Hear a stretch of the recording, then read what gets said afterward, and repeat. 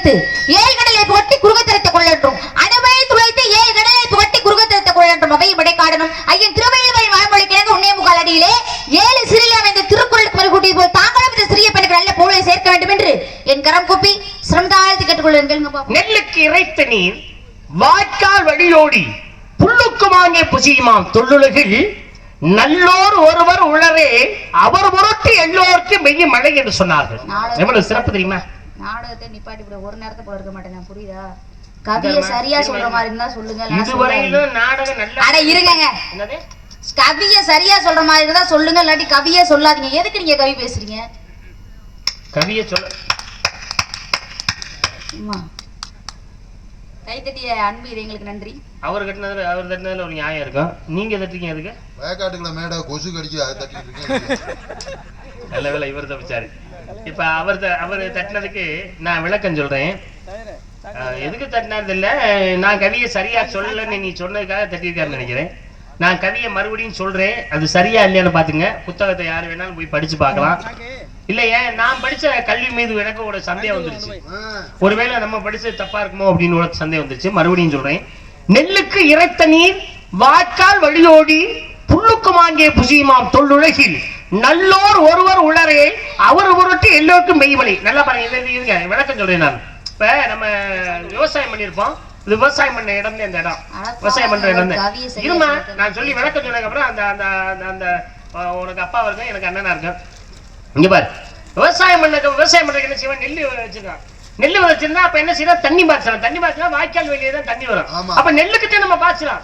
வாய்க்கால் வெளியே வரும்போது அந்த வாய்க்கால் இருக்கக்கூடிய புல்லும் அதை சாப்பிட்டு புசித்து அதுவும் நல்லா இருக்குமா? புல்லுக்கு வாங்கிய புசியுமாம் தொல்லுலகி நல்ல ஒரு அப்படின்னு அர்த்தம். நான் எதுக்கு முன்னிட்டு சொன்னேன்னா, சபையில இருக்கவங்க எனக்கு கண் பார்வைக்கு நல்லவங்க மாதிரியே நல்லவங்களாத்தான் தெரிகிறார்கள். தீவிரவாக எனக்கு யாருமே தெரியல. அதனால இந்த மாதிரி நல்லவங்க இருக்கிற இடத்துல எல்லாருக்கும் மழை பொழியும். ஏன் அதை சொன்னேன்னா, சென்ற ஆண்டு நல்ல மழை பொழிந்தது. மழை பொழிந்த உடனே காலையில ஒரு 10 மணியை போல நாடகத்தை நிப்பாட்டுன்னு சொல்லிட்டாங்க. சொன்னதுக்கு அப்புறம் சரின்னு ஊருக்காரர்களுக்கு சங்கத்துக்கு சொல்லியாச்சு. நாடகத்தில் பண்ணா அங்கே ஒரு சந்தேகம் வந்துருச்சு. நாடகம் உண்மையா வாங்கினவா பொய்யா அப்படின்னு. நான் என்ன சொல்றேன், நீங்க தண்ணியை போட்டோ எடுத்து நீங்க எனக்கு அனுப்பி வைங்க, ஏன்னா சங்கத்துக்கு நான் காட்டணும் உடனே நிப்பாட்டுறேன் அப்படின்னு. அண்ணன் என்ன ஒரு போட்டோ எடுத்து எனக்காக அனுப்பிச்சு வச்சு சங்கத்துக்கு காட்டினேன். நாடகம் நின்று வச்சு உண்மைதான். மறுபடியும் 12 மணிக்கு எனக்கு போன் பண்றாங்க. சரி நாடகம் நடக்கணும், அதனால சேர் எடுத்து போட்டுருவோம், சேர்ல உட்காந்து நாடகம் பார்க்கணும். நாடகக்காரல வர சொன்னா எல்லா பேரும் திரும்பி போயிட்டாங்க, ஊருக்கு போயிட்டாங்க. அது மாதிரி நடந்து சென்ற ஆண்டு நாடகம் நடந்துச்சு. அதனாலதான் நல்லவங்க இருக்கிற இடத்துல மழை பொழிஞ்சிச்சுமாங்கிறக்க இந்த கவியை சொன்னேன். உண்மைதானே?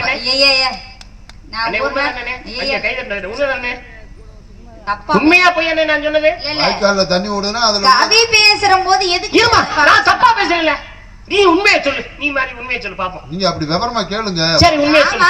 கேட்டு தெரிஞ்சுக்கிறதுல உங்களுக்கு என்ன அவ்வளவு? உண்மையை சொல்லு. நீ என்ன பண்ற பாப்போம். நீங்க இதுக்கு முன்னாடி ஒரு கவி சொன்னீங்க. ஆமா, நெல்லுக்கு இறைத்த. ஆனா சொன்ன கவியில தப்பா ஒரு கவியை சொல்ல கூடாது இல்லையா? நீ சரியா சொல்லு, நான் தப்பா சொல்லிட்டேன், நீ சரியா சொல்லு. அவர்தான் மன்னிப்பு கேக்குறாருல. மன்னிப்பு கேளுங்க. நான் சொல்றது சரின்னு சொல்லிருக்கேன். அட தப்புங்கற. ஏன் பக்க நியாயம்? சாமி நேரா இருக்கு, எனக்கு நேர காட்சி கொடுங்க. உங்க பக்கம் நியாயமா? இருங்க, உங்க பக்கம் நியாயமா பையன் பக்கம் அநியாயமா? என்ன அநியாயம்னா? நீ கவியை சொல்லு.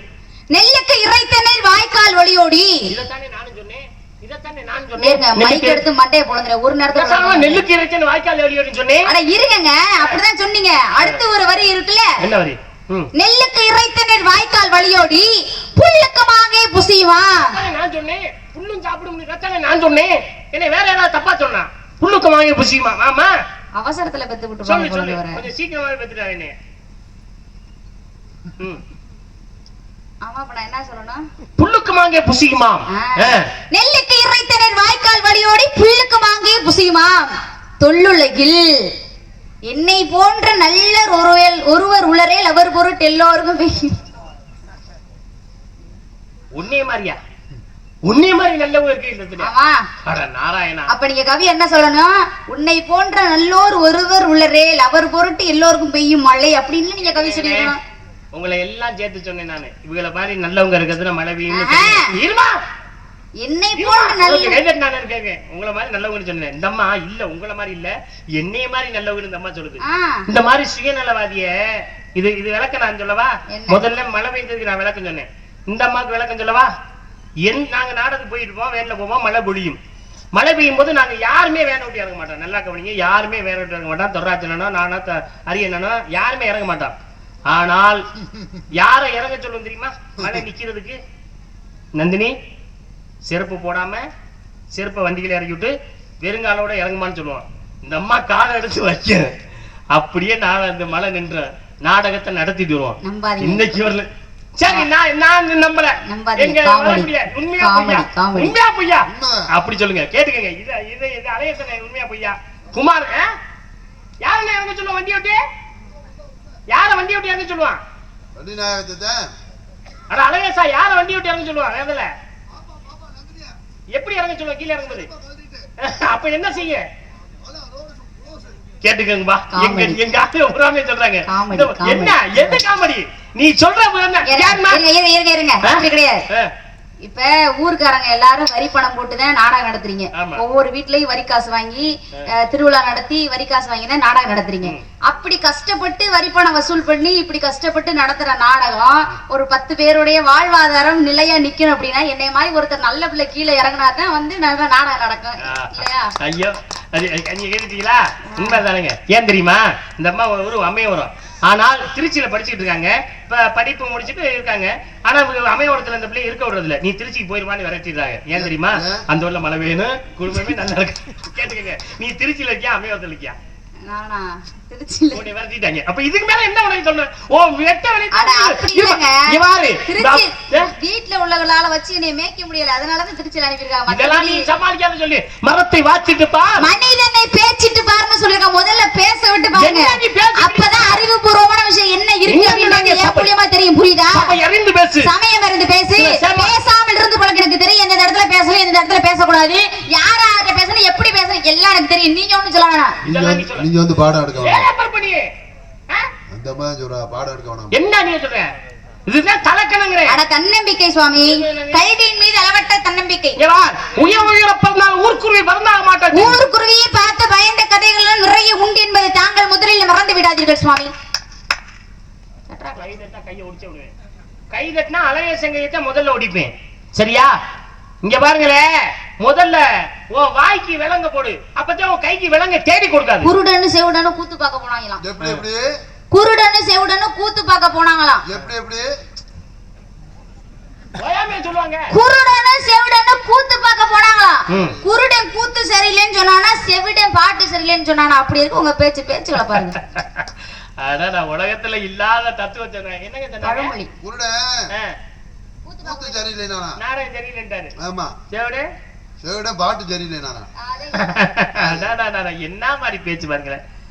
அறுக்க மாட்டாத இடுப்புல 52 கறிக்கிறான் சொல்லிட்டு நானும் அறுக்க போறங்கிற மாதிரி இருக்கு நீ பேசுறது. எட்டெண்ணம் குடிச்சுவேன் பட்டணத்துக்கு போனான்னு வைங்களே, பட்டணத்துக்கு இவன் பூராமே கெட்டவனாவே தெரியும். அப்படியே உங்களை என்னையா சொல்றீங்க? கெட்ட என்ன நீ சொல்றீங்க? நீ யார் உனக்கு சொன்னேன்?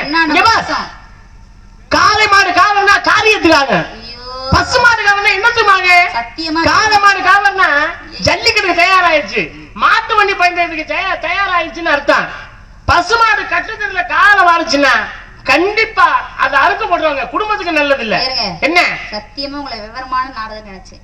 ஆனா இப்படி விவரம் இல்லாம இருக்கீங்க. விவரமா பேசுங்க. என்னப்பா விவரம் சொல்றாங்க? காளை மாடு காவல்னா காரியத்துக்கு, பசுமாடு தப்பு தப்பு. பசுமாடு கண்ணு போட்டாதான் காரியத்துக்காகும். காளை மாடு கண்ணு போட நினைச்சா காரியம் கெட்டு போகும். அம்மா என்ன சொல்றாங்கன்னா, பசுமாடு கண்ணு போட்டா பாலை கறந்து குடிக்கலாங்க, காளை மாடு கண்ணு போட்டா மூத்திரத்தையா குடிக்க முடியும். அம்மா கேக்குறது. ஐயா இது ஒரு வித்தியாசமா இருக்கு சாமி. பசுமாடு கண்ணு போட்டா பால் கறந்து குடிக்கலாம், காளை மாடு கண்ணு போட்டா மூத்திரத்தையா குடிக்க முடியும். சரி, போற போக்குல நீங்க எல்லாம் டீ குடிப்பீங்கல்ல, அப்ப வாங்க நாங்க காளை மாட்டு பால் கறந்து உங்களுக்கு எல்லாம் டீ வாங்கி கொடுக்குறேன். போதுமா? என்ன நினைச்சிருக்க நீ? பெண்மணியால் என்றால் முதலில் அடக்கம் ரொம்ப அவசியம். ஒரு ஆண்மகன்னா முதல்ல அமைதிரும். நான் அமைதி இல்லாம இருக்கேன். நான் என்ன அடக்கலாம் இருக்கேன்? நீங்க அடக்கம் இல்லாம அமைதி இல்லாம இருக்கீங்க. அடக்கத்துக்கு பேர் உணவு யார் தெரியுமா? அமைதிக்கு பேர் உணவு யாருன்னு தெரியுமா? யாருன்னு சொல்லு முதல்ல. சொல்லுங்க பாப்பா. எங்க வாங்க? அடக்கத்துக்கு பேர் உணவு வள்ளுவரி மொழி வாசுகி, அதனால தான் தாரமாய்த்து வள்ளுவனுக்குறாங்க. அமைதிக்கு பேர் போனது ஸ்ரீ ராமச்சந்திரமூர்த்தி, அதனால தான் தம்பி வாய்த்து ராமச்சந்திரமூர்த்தின்னு சொல்லி வச்சிருக்காங்க. புதியா வெறி பிடிச்சலையில நீங்க எப்படி மதம் பிடிச்சு போய் தெரிஞ்சா? நான் மதம் பிடிச்ச. அப்ப நான் என்ன வெறி பிடிச்சலையில? நீங்க வெறி பிடிச்சலையில. நீங்க மதம் பிடிச்சலையிங்க. மதம் எதுக்கு பிடிக்கும்? வெறி எதுக்கு பிடிக்கும் தெரியுமா? வெறி நாய்க்கு தான் பிடிக்கும். மதம் யானைக்கு தான் பிடிக்கும். எனக்கு மதம் இருக்கா நீ தாங்க மாட்டியா? எனக்கு வெறி பிடிச்சுன்னா நீங்க தாங்க மாட்டீங்க. கட்டிச்சு கொதறி வச்சுட்டு அப்புறம் தொப்புல சுத்தி 48 ஊசி போடணும். ஜாக்கிரதையா இருந்துக்காங்க. சின்ன தொப்புல எப்படி 48 போடுவாங்க? ஐயா ரொம்ப யோசிக்காங்க. 4 ஊசி போதும் இப்பெல்லாம். 48 ஊசியில அந்த காலம். இப்பெல்லாம் 4 ஊசி போதும். அந்த காலத்துல போட்டாங்கல்ல அப்புறம் என்ன? இப்ப 4 ஊசிலையும் போதும். என்ன பேசுற நீ? 2ஆம் தேதி நாய் கடிச்சிச்சுன்னா 2ஆம் தேதி ஒரு ஊசி போடணுங்க. 3ஆம் தேதி விட்டுட்டு 4ஆம் தேதி ஒரு ஊசி போடணுங்க. அதுக்கப்புறம் 9ஆம் தேதி தாங்க ஊசி போடணும். 9ஆம் தேதி ஊசி போட்டா 3 ஊசி முடிஞ்சிச்சா?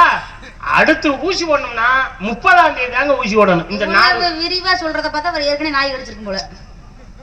என்ன ஒரு சொல்றேன் என்ன அப்ப அவங்க இத நடந்தாச்சுன்னு சொல்லுவாங்களா?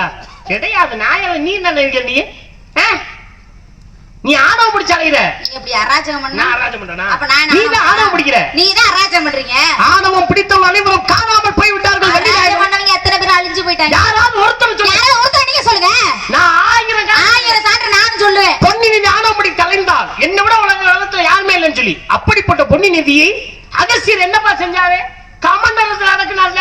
அப்ப ஆணவத்தை காணாமல் செய்யலையா? சாந்தராசுரன் என்று சொல்லக்கூடியவன் தன் மனிதனுடைய கற்பத்தன்மை அழிந்தாத்தான் அழிவென்ற வரத்தை வாங்கி அராஜமணி ஆணவம் திருச்சார். கடைசி சிவபெருமானுக்கு அவேனி கழியலையா? விண்ணுக்கு மண்ணுக்கு மனகமாத்தி என்று கங்காதேவி இருந்தார். அப்படி விண்ணுக்கு மண்ணுக்கு மனகமாத்தி என்று கங்காதேவி சிவபெருமான் அடக்கி ஜதா மூலத்தில் இருக்கிறையா? பத்மாசம் என்று சொல்லக்கூடியவன் யாத்திரையை கை வைத்தால் பசுமா கடவுள் என்ற வரத்தை வாங்கி அராஜமணி ஆணவம் திருச்சார். கடைசி காட்டாலே தானே கழிச்ச விளையாடி கழியலையா? சந்தோஷம். புராணங்களை பேசலாம், நிறைய விஷயங்களை பேசலாம். ஆனால் பாடலும் கலந்திருக்க வேண்டும். என்ன புராணங்கள் கூட கொஞ்சம் குறைச்சிருந்தா பாடல் இருக்கணும் அப்படின்னு நம்ம சொல்லியிருக்காங்க. இல்ல அப்படி இல்லைண்ணே, முதல்ல கொஞ்சம் பாடல் பாடுங்க, புராணத்தை குறைச்சிக்கங்கன்னு சொன்னாங்க. அதனாலதான் அப்படியா? அப்படியா? சரி, அதனால கதையை புராணத்தை பாடுங்கன்னு சொல்றாங்க. சரி இருக்கட்டும், கதை பாடலை பாடுவோம். அடுத்து நம்ம புராணங்களை பேசுவோம்.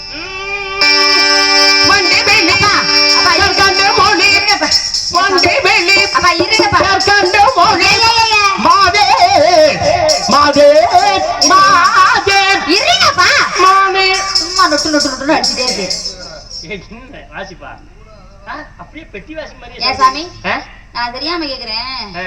ஏன் உங்களுக்கு இதுக்கு மேல கதை தெரியாதா?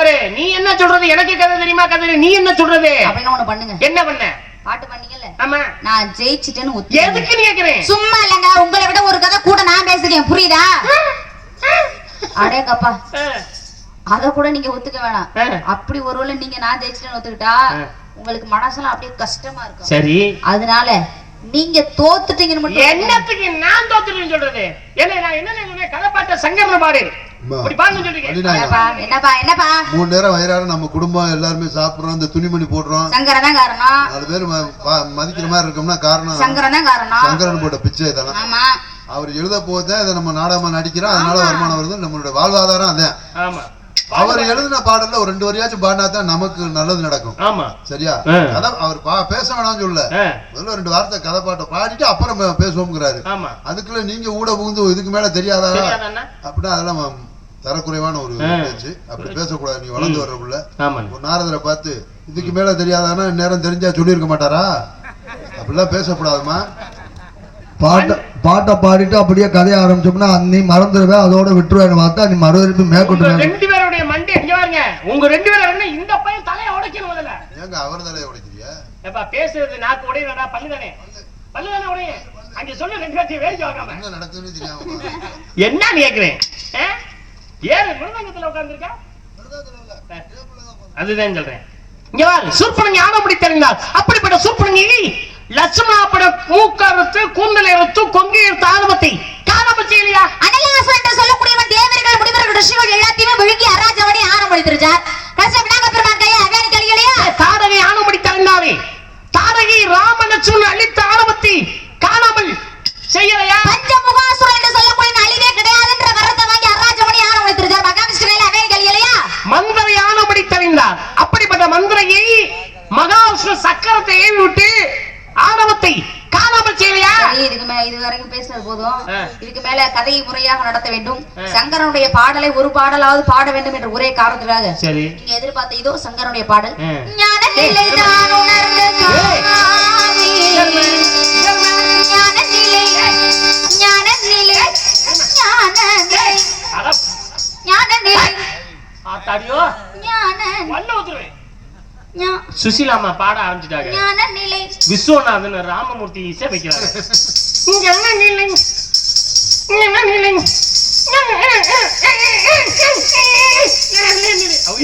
நாய் குலைச்ச மாதிரி என்னமா இந்த அம்மா பெரிய பாடாவங்க இசை மண்டே பொழுது மாவளக்கு வச்சுருவேன். ஏமா இதுக்கு மேல உனக்கு கதை தெரியாதா? என்ன அங்க இருங்க அப்படின்னா ஒண்ணு செய்.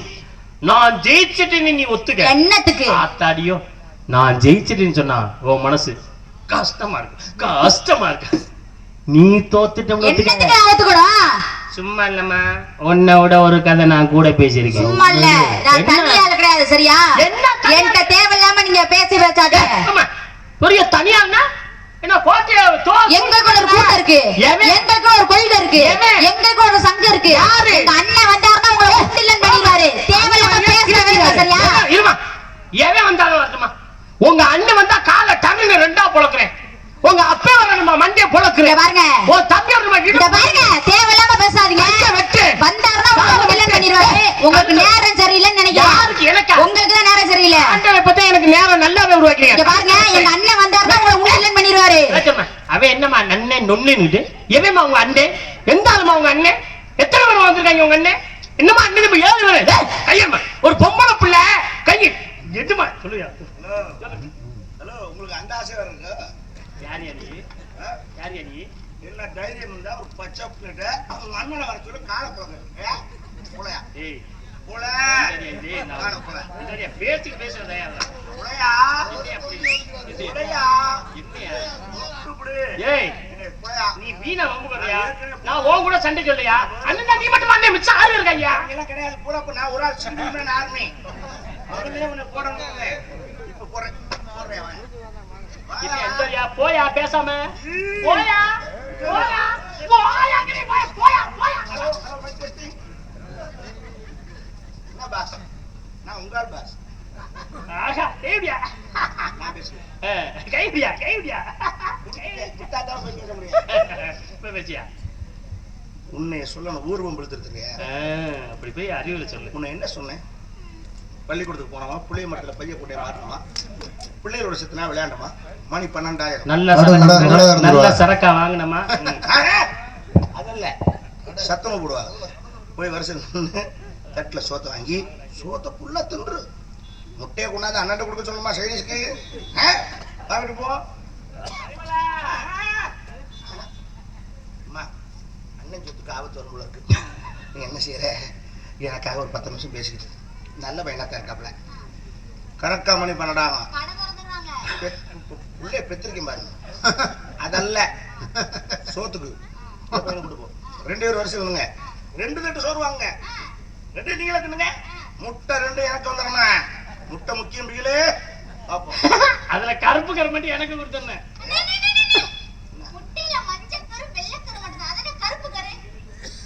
பச்சை மண்ணுக்கு தெரிஞ்சது.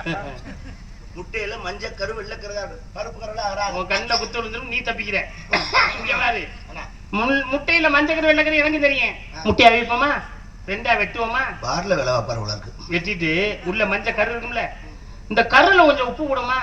கருல உப்பு சேர்ந்தா கரு உப்பு கரு கருப்பு கரு கருப்பு கரு. இது வர தெரியல நம்ம இருக்கு. கரு உப்பு கரு கருப்பு கரு. அம்மா அந்த கஞ்சா குடிக்கிற ஆள் போல இருக்குமா?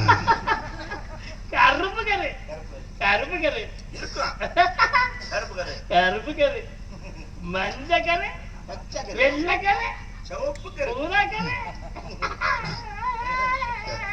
மஞ்சள். பிள்ளையே குழம்பிருச்சு. இப்ப பாத்தியா யாரு என்கிட்ட வந்தாலும் தப்பிக்க முடியாது. இங்க பார், கலியுகத்துல உனக்கு இவ்வளவு திமிருன்னா 4 யுகத்துல இருக்கு எனக்கு அவ்வளவு திமிரு இருக்கு. திரைராத் துவாபரம் கலியுகம் என்று சொல்லக்கூடிய 4 யுகங்கள் இருக்கு. நான் தான் சொன்னேன். தப்பா சொன்னா சரிங்க, நீ சொல்ல வேணாம், நான் சொல்றேன். கிரேவாகத்தில் நடந்த கதை, அரிச்சந்தருடைய கதை. உன்னை சொல்ல தப்பா சொன்னா உன்னை சொல்ல நான் சொல்றேங்கிறேன். அடுத்து உன்னை சொல்லுவேன். கூட பேசாதம்மா. கிரேவாகத்தில் நடந்த கதை ராமாயணம். உன்னை சொல்ல தப்பா சொன்னா தோபராவுல மகாபாரதம். தப்பா சொன்னா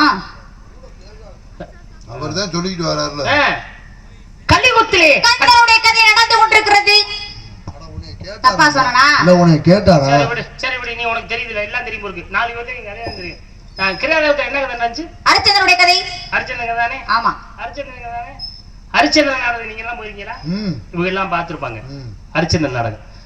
ஹரிச்சந்திர சக்கரவர்த்தியுடைய மகன் பேர் என்ன தெரியுமா? இது கூட தெரியாம இருக்கும். லோகிதாசன். லோகிதாசன். லோகிதாசனை பாம்பு வெடித்து இறந்து விடுவார். அதான் செத்து போயிடுவானே. இது நடந்த விஷயம். ஆமா, இதே நடக்கும். ஹரிச்சந்திரனுக்கு மையம் இருக்கான். லோகிதாசன் பாம்பு வெடிச்சு செத்து போயிட்டான். ஆமா. மறுபடியும் லோகிதாசன் உயிர் பெற்று வந்தானா செத்த உடனே முடிஞ்சு வச்சான். மறுபடியும் உயிர் பெற்று எழுந்தானா இல்ல செத்ததோட முடிஞ்சிருச்சான்னு கேக்குறேன். யாரெல்லாம் ஹரிச்சந்திர நாடகம் பாத்திருக்கீங்கன்னு எனக்கு தெரியல. நம்ம பகுதியில எல்லாருமே பாத்திருக்காமா. மறுபடியும் அண்ணன் சொன்ன மாதிரி உயிரா வந்துட்டாரு. மறுபடியும் ஆசீர்வாதம் கொடுத்து காட்சி கொடுத்து மறுபடியும் உயிர் எழுப்பியாச்சு. யாருக்கு? லோகிதாசன். லோகிதாசன் உயிரோட வந்துட்டார். நான் என்ன கேட்க வரேன் தெரியுமா? ஹரிச்சந்திரனுடைய மகன் பேரு லோகிதாசன். ஆமா. லோகிதாசனுக்கு மகன் இருக்கானா இல்லையா? அவன் பேரு என்ன? என் நேரம் அது ஒரு 4 யுகம் சொன்னதுக்கு இது வாங்கி நீ சொன்ன இல்ல கிரேதால ஹரிச்சந்திர கதை. இவற்றை நான் நியாயம் கேட்கிறேன். சொல்லாத நான் சொல்றேன் நீ சொல்லாத மன்னு சொல்றாரு. ராமாயணம் அப்படி நீ சொல்றிய. நான் கேட்கறது பதில ஹரிச்சந்திர மையன் லோகிதாசன் எல்லாருக்கும் தெரியும். லோகிதாசனுக்கு மையம் இருக்கானா இருக்க இல்லையா? அவன் பேர் என்ன? சொன்னலமா ஊட பேசாத சொன்னல. சொன்னார்ல நியாயம் சொல்லும் போது ஹரிச்சந்திர மையம் பேர் என்ன அவர் கேக்குறாரு. சொல்லு பதில சொல்லு. செக்கு மாதிரி மாதிரி நிக்கிறா. இந்த மாதிரி எல்லாம் கேட்க கூடாது. இன்னையில இருந்து தெரிஞ்சுங்க. அவர் சொல்லுவாரு இன்னையில இருந்து தெரிஞ்சுக்க. சரியா? நீ சொல்லுங்க. யாருன்னு தெரியுமா? இரு பேர் யார் சொல்லுவ? இல்ல தெரியுமாமா உங்களுக்கு? நீ நான் கேட்கறது பதில் சொல்லு. நான் கேட்கறது அங்க ஹரிச்சந்திர இருக்காருல. இருங்க ஹரிச்சந்திர இருக்காருல. ஹரிச்சந்திர மையம் பேர் தான் லோகிதாசன். லோகிதாசன் மையம். லோகிதாசனோட மையம் பேர் என்னன்னு கேக்குறீங்க? அதானே ஹரிச்சந்திர இருக்கால. அவரோட பேர் என்ன? அவரு ஓட்டல தெரியும். சரியா சொல்லிட்டியாமா? சரி, இந்த ஹரிச்சந்திர மையம் இருக்கல, அவன் அப்ப இருக்கல ஹரிதாசன் மையம். லோகிதாசன் மையம் ஒருத்தர் இருக்கல. இவனுக்கு அப்பா இருக்கார்ல லோகிதாசனுடைய அப்பா இருக்கார்ல, அவர் பேர் என்ன? நம்ம கேட்டீல என்ன? அப்பா ஹரிச்சந்திரோட பேக்கர் பட்மா. என்ன விளையாடிட்டு இருக்கியா? நேராகி போச்சுமா முருகனை விடுன்னு சொல்லுவாருன்னு நீ விளையாடுறியா? நீ திரேதாவுல என்ன கதை நடந்துச்சு? திரேதாவுல என்ன நடந்துச்சு? ராமாயணம் நடந்துச்சுல. ராமருடைய மனைவி பேர் என்ன? இது கூடவா தெரியாம இருக்க? பதில் சொல்லுமா. சீதைதான். சீதை எதுக்குல கண்டெடுக்கப்பட்டது? மண்ணுக்குள்ள இருந்து. மண்ணுக்குள்ள தானே. அப்ப அவங்களுக்கு மண்ணுக்குள்ள கண்டெடுத்துட்டாங்க. தானா தோன்றிய பிள்ளை. மண்ணுக்குள்ள கண்டெடுத்த யாரு? ஜனக மன்னன். அப்ப சீதைக்கு அப்பா கண்டெடுத்தனால யாரு? ஜனக மன்னன். அவன் அப்பா. உண்மையான அப்பா யாரு? அவன் பேர் என்ன? இது திரேதாயுகம். கிரேதாயுகத்துல ஒரு கதை கேட்டிருக்கேன், ஒருத்தன் பேரை கேட்டிருக்கேன். திரேதாயுகத்துல ஒரு கதை கேட்டிருக்கேன், ஒருத்தன் பேர் கேட்டிருக்கேன். சொல்லு. துவாபரம் என்ன இருந்துச்சு? மகாபாரதம். மகாபாரதம் இருந்துச்சுல. ஆமா. 6லும் சாவு 100லும் சாவுன்னு சொன்னேன். அதுக்கு விளக்கம் சொல்லு. பேசாம இரு. ஆத்துல ஓடத்துல விழுந்து சாகிறியா இல்ல மருந்து குடிச்சு சாகிறியா தூக்கு பிடிச்சு சாகிறியா எனக்கு தெரியாது. 6லும் சாவு 100லும் சாவு. அப்படின்னா விஷம் 6 வயசா இருந்தாலும் சாவுதேன், 100 வயசு இருந்தாலும் சாவுது. அப்படின்னு நீ விளக்கம் மண்டே பொண்ணு ஓடிடு. அது விளக்கம் இல்ல. அதுக்கு என்ன அர்த்தம்? அதுக்கு காரணம் என்ன? அதுக்கு பேர் என்ன? நாரதரே கிடைக்கலையாங்க எனக்கு குடிக்கும். இந்த நாரதர் இந்த ஊர்ல போடாதீங்கப்பா, இந்த அம்மாவை கேட்டு ஏதாவது கேட்டுக்கிட்டு இருப்பாரு. நல்ல பழக்கப்படுறமா நீ. இப்ப இவ்வளவு நேரம் கொம்பு சீவி விட்டாங்க, அந்த ஆட்டம் போட்டா அண்ணனை கூப்பிட்டு அடிக்கிறதுக்கு இவன் இந்த மாதிரி சீவி எடுத்துருந்தாங்க. ஏண்டா நீ பல்ல பழந்துட்டு உட்காந்துருக்க? ஏண்டா சரி, இது என்ன யுகம்? கலியுகம். கலியுகம் தானே. ஆமா. அந்த அங்க இருக்குது என்ன? எங்க மணி ஆட்டிக்கிட்டு இருக்குது என்ன? யானை. கலியுகம் தானே. ஆமா. இந்த அங்க இருக்குல்ல, இந்த அதெல்லாம் என்ன? இது கூடவா தெரியாம இருக்கு? கொக்கு குருவி எல்லாம் தான் இருக்கு. மயில் குயில் எல்லாம் தான் இருக்கு. மயில் தானே முருகனுக்கு வாங்கணும். ஆமா. இந்த யானையும் முருகனுக்கு வாங்கின இருக்கு. இந்த யானை முருகனுக்கு யாரு கொடுத்தது? கலியுகம். கிரேதாகத்துல ஹரிச்சந்திரனுடைய பேரும் பேர் கேட்டிருக்கேன். திரேதாகத்துல சீதைக்கு உண்மையான அப்பன் பேர் கேட்டிருக்கேன். கேக்குறேன். துவாபரயுகத்துல 6 சாவு 100 சாவுன்னு கேட்டிருக்கேன். கலியுகத்துல யானை யார் கொடுத்தது? இவ்வளவு நல்லா கேள்வி கேட்க தெரிஞ்ச உங்களுக்கு இதை யார்கிட்ட கேட்கணும்னு உங்களுக்கு தெரியல பத்தியா? நான் வள்ளிட்டு தான் கேட்கணும். வேற யார்கிட்ட கேக்குது? நீங்க முன்னாடியே கேட்பீங்கன்னு சொல்லியிருந்தா அப்பவே நான் தெரியாதுன்னு உள்ள போயிருப்பேன். தெரியாம அப்புறம் என்ன இதுக்கு வர்ற நீங்க வெக்கம் இல்லாம? சோத்துக்கு பிடிச்ச கேடும், வண்டிக்கு பிடிச்ச கேடும், பணத்துக்கு பிடிச்ச கேடும், ட்ரெஸ்ஸுக்கு பிடிச்ச கேடும், வேஷத்துக்கு பிடிச்ச கேடும், கவனுக்கு பிடிச்ச கேடும், வண்டிக்கு பிடிச்ச கேடும், எதுக்கு நீ வரணும் கேட்கிறேன்? தெரியாதுன்னு சொல்றதுக்காக நான் பார்த்த பாடி ஒரு ஆட்டம் போட்டு பரதநாட்டியம் நீ வள்ளியா? வள்ளியாமா பேசணும்ல 4 வார்த்தையாவது, ஒரு 4 விஷயமாவது பேசணும்ல. நான் 4 தான் கேட்டிருக்கேன் 4 யுகத்துக்கு. உட்கார்ந்தேன். இப்ப பாட்ட முதல்ல பாட்டோட பாட விடாம நீ தடுத்த. இப்பயாவது நான் பாட்ட பாடுறேன். நாடகத்தை முருகப்பெருமான் வர வேண்டும் என்பதற்காக இந்த இடத்துல தந்தை பெயர் என்ன? தந்தை பேர் என்ன? நம்பி தலைவர். தாய் பெயர் நங்கை மோகினி. உன் பெயர்? வள்ளி. செய்வது காவை, அமைத்துவது, விரட்டுவது, பறவை. ஐயோ நாராயண, இதுக்கு வேணா சொல்லு. வள்ளி படபடன்னு பதில் சொல்லுப்பா. இதுக்கு வேணா சொல்லு. கையில் வைப்பது, கவன், பேசுவது, தமிழ், வணங்குவது, முருகப்பெருமான், நாடு, தொண்டை நாடு, தலைநகரம், மேற்பாடி, ஆத்தி, போதுமா? ஐயோ, ஊரு, சிற்றூர், தெய்வம், முருகன், உயர்ந்தோ, பற்பன் சிறுமகன், குடிச்சி குருத்தி, பறவை, கிளிமயில், விலங்கு, புலிகரடி, யானை, சிங்கம், மரம், அகிலேச நாணல் முங்கிலி, தொண்டகப்பறை, யாழ், குறிஞ்சிப்பெண், நீர், அறிவிநீர், சுரைநீர், தொழில், ஏகடுத்தல், ரேகாத்திர, கிழங்குகள், உணவு, மணிநெல் முகிலரிசி, குறிஞ்சிப்பூ, கருப்பர்கள் சாமி. அப்படி சொல்லுமா? வள்ளி கேட்டதுக்கெல்லாம் படக்கு படக்குன்னு பதில் சொல்லிருக்கியா? இந்த மாதிரி தெரிஞ்சதெல்லாம் கேட்டீங்கன்னா நீ நல்லா சொல்லிடுவ. தெரியாத கேட்டா எதுக்கு என் நாரதரை கூட்டிட்டு வந்தீங்க, வேற நாரதரை கிடைக்கலையா அப்படின்னு ஊர்ல என்னை போட்டு கொடுத்துட்டு போவீங்கன்னா. போன வருஷமே வள்ளி சொல்லிச்சு அந்த நாரதரை போட வேணான்னு, அதனால வேற நாரதரை போடுவோம் அப்படின்னு சொல்றா. என்னென்ன வேணா வைக்க நீ எனக்கு பிடிப்பாங்க சொல்லியா?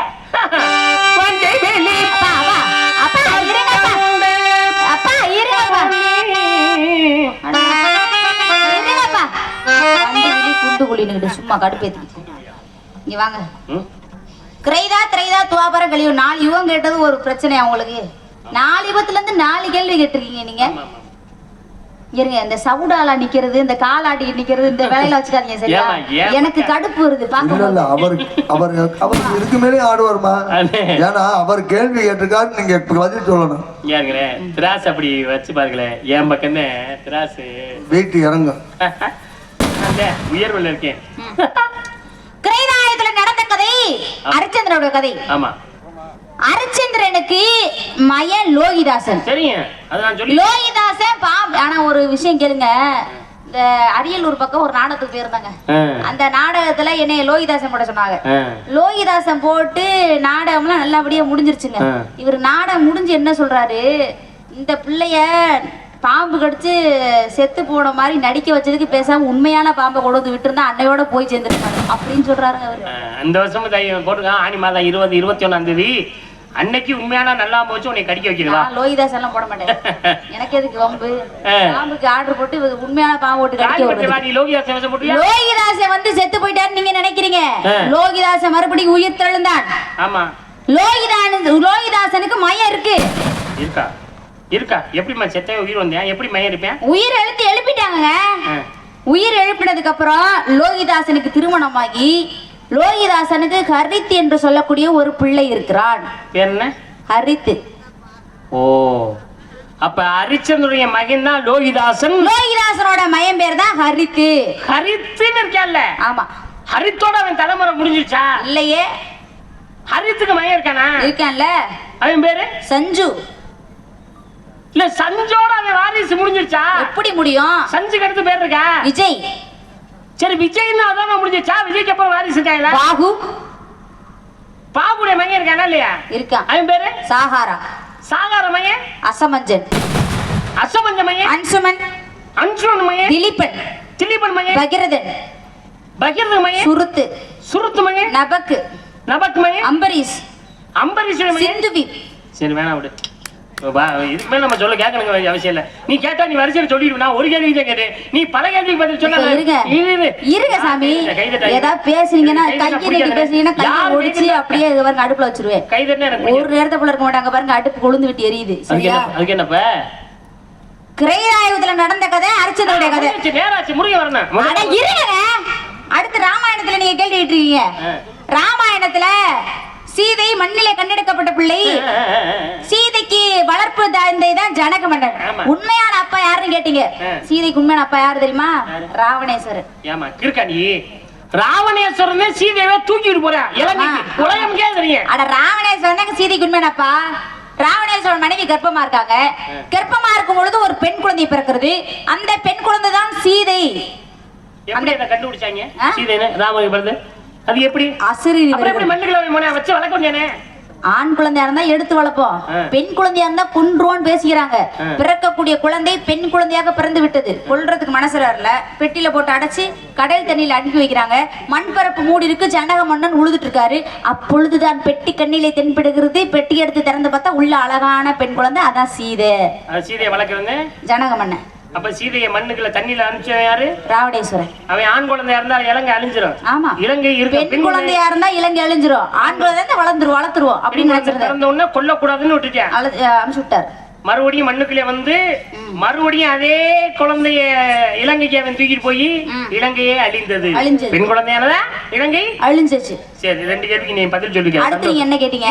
விடுமா இருமா, பெருமாள் என்ன உங்களுக்கு ஒரு நியாயம், எனக்கு ஒரு நியாயமா? அடிக்கடிக்கு கேக்குறீங்க, வரிசையில கேக்குறீங்க. இருமா, அப்புறம் பதில் சொல்லணும். என்ன ஊர்ல கெட்ட பேர் வாங்கி கொடுத்து போலான்னு இருக்கீங்களா நீங்க? பதில் சொல்லிட்டமா? ஒரு பானை சோறுக்கு ஒரு சோறு பதம்மா? இல்ல, நான் ஒரு சட்டி குழம்பு வைப்பேன். ஒரு பானை சோறுக்கு ஒரு சட்டி குழம்பு இன்னைக்கு தான். சரி விடு. மகாபாரதம். ஆமா, 6 சாவு 100 சாவு. சொல்லு. 6 சாவு, 6 வயசுலயும் சாவு, 100 வயசுலயும் சாவு. இது ஒன்னும் தெரியாம இருக்கா? சந்தோஷம். இதுக்கிட்டே அருமையான பதில் சொல்லிருக்கேன். வாழ்த்துக்கள். போயிட்டு வா.